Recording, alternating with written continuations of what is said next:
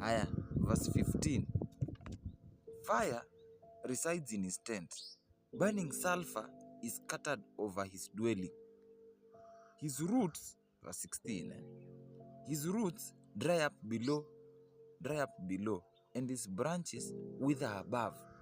You see? Now this is still a wicked man. You see, him is describing a wicked man. And for sure, because even this thing of burning sulfur is scattered over his dwelling. If you look at this on a deeper level, it actually, and it is like a premonition of what happens eternally. Because there's eternal damnation and eternal glorification. Now you see, this one is describing the eternal damnation because they will be in burning sulfur for the rest of their lives, bwana. Those ones who reject the power of God, it is bad, bwana. As in, hakuna katikati, and I keep insisting to this thing over and over again.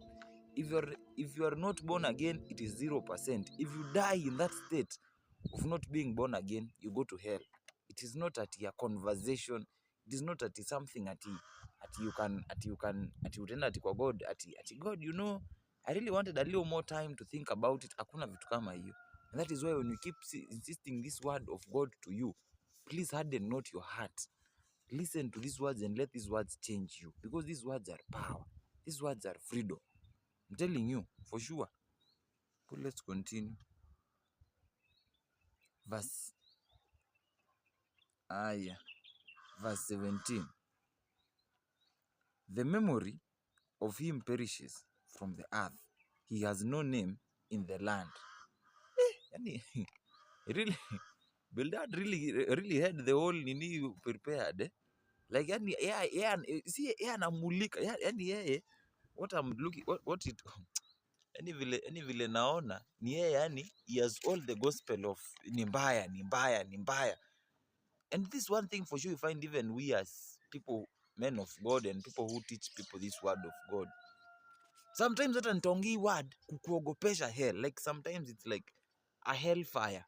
It's like hellfire preaching. At times it is necessary for preaching the word, because it is better you get to heaven because you are afraid of hell than become as in ujijazajaze hivi kama jogoo, then you go to hell, bwana. You will die badly. You will suffer. Alafu, you know this suffering. Just the worst thing about this thing is the suffering is not at kama hii sasa siku 2-3. The suffering is eternal. Eternal, bwana. Na yani kabisa, that is why even me as a human being, you see me talk these words of God. And I know some of you think I'm crazy or something, but kusema kweli, because of the light I've seen in Christ Jesus, I don't want any of you to perish.